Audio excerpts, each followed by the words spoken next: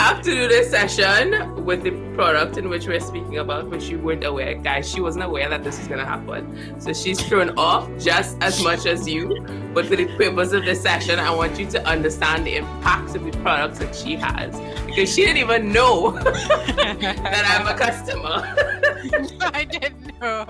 So Ghyanne, what business do you own? So I own a satin hair care company called Crown Luxe. We began back in 2016 under the name Crown and Glory. So which platform is your biggest platform? For sure, Instagram. At first, it was Facebook. But as things kind of led on, I think I became a lot more interactive on Instagram via things like Instagram stories. And of course, since it's mostly photos and hair stuff, I think people reacted and kind of connected with the brand more on Instagram, as well as the age group. I've fallen back on having a separate strategy for Facebook versus Instagram. So I realized I've been focusing a lot more on Instagram, and then I don't want to use the word the fall off is for Facebook, but it has become that. So can you share with folks out there what sort of ideas you have to create your content, and what type of content do you create usually? Being a hair brand, in terms of creating content, there's a lot of things you could talk about. So, of course, you could share the things that you sell. You could talk about hair care tips. You could talk about general self-care tips as well, because hair is also linked to self-care, also linked to confidence. So I kind of create content based on that. The first thing I think is, what do I want people to learn? What do I want to sell? Maybe what do I want to pique interest? Also looking at the environment right now. If right now everybody's home, I'm not going to try to sell the hats that is to wear out. I'm going to focus on things that people could kind of wear in and around the house. And kind of those are the goals that I go with. And then I also probably look back at the type of content and the colors that people might be interested in and kind of go that route. And of course, deciding between video content versus stories versus just photos. So usually it's a combination of me and my mom making them. But also try to outsource, get some people to assist. So what I try to do on those days that I have to actually sew is I would kind of carve out the time to do that, plus do the other things. Correct. When it comes to social media, there's this toss-up between video and images, and what do you write? So how do you decide, image versus video? So I want to do a lot more video, to be honest, because I realize videos are good in terms of people really digesting the content a lot more. People don't read captions. So me speaking in a video will, attract people a lot more.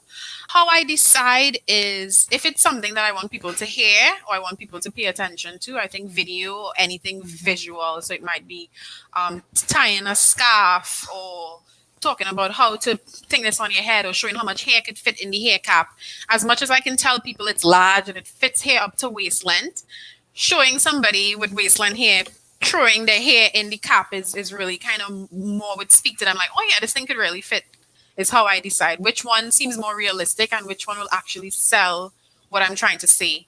When it comes to your creating that content, people usually associate it with being expensive. What type of tools do you use? What is it a camera phone? Did you buy a fancy camera? What exactly are you using to create this content? So I use my phone mainly. I just have an iPhone and not even the good ones. I have the 8 Plus. So this is not even the fancy one. I'm trying to upgrade this year though. That I also have a camera, but I used to do YouTube. So I did have a DSLR type of camera, but I only use that when I want to do videos featuring me. So I have the tripod and then I do the videos. But if it's anything I find for Instagram, Facebook, once not an ad directly, I think just using your phone directly, Instagram stories is pretty much okay for people. And it feels a little bit more realistic and like genuine. If I want to do an ad, I would try to get a videographer to help me. So guys, all the excuses you may have, just put it on pause because she's doing it and she's doing it successfully. What about editing tools? What do you use to edit your images? Snapseed is a huge one I use. It's an app that I use InShot. Facetune from time to time if it's more humans. But Snapseed is a main one. It assists in kind of taking down the warmth and brightening up and enhancing. Let's learn about your business, because you are creating these products and you're creating the content around it. I'm seeing here as well, you do shipping.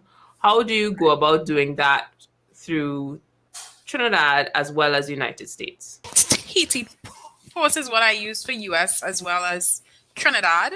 Tobago, I usually do self deliveries. People could collect. I use registered mail for TT Post to the US, which is very long. But on the flip side, it's cheap.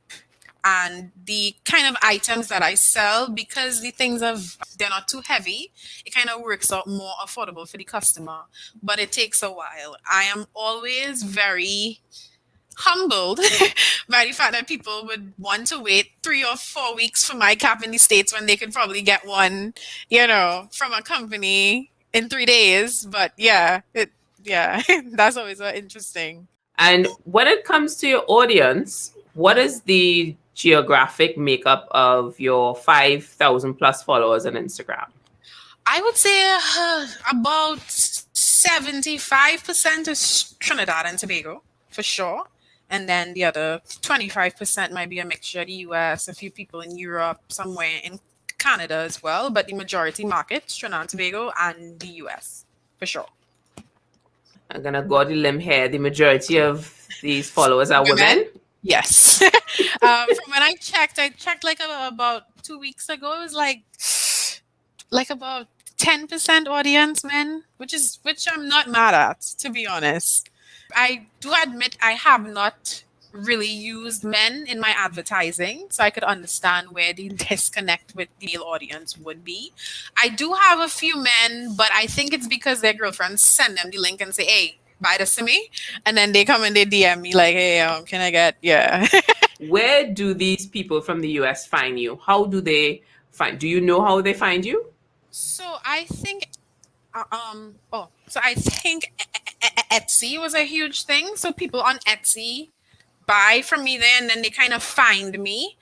I will have a site on Shopify. So in the beginning, I used to run a few ads, as well as, you have Trinis in the US. So whatever the case is, that probably know you from Facebook and shop from you. And then they tell other people. So I do have a little Trinidad and Tobago, but I live in the US fan base mixed in there as well. And then I just have total strangers who see me on Etsy and then decide to tag me when they receive the item, and then they remain on the page. So your business started online, then transitioned to partners because you're available on, like, I think your Superpharm. It started off, I still considered majority online. Of course, retail, still in the Caribbean, people want to go and touch, and people also want to just have it quickly. A huge market for me is Trinidad as well.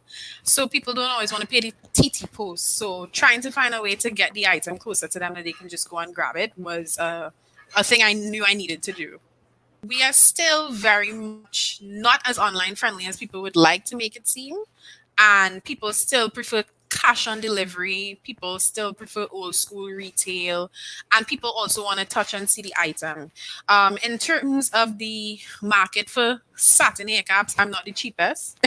So people want to be like, well, what's the reason why I'd pay for this, compared to buying it cheaper from somebody else? So having it closer to them, I think, makes it a lot more believable and attractive.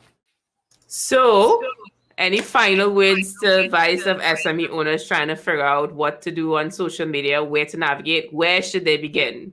Just start. The first thing is to just download and start and take pictures.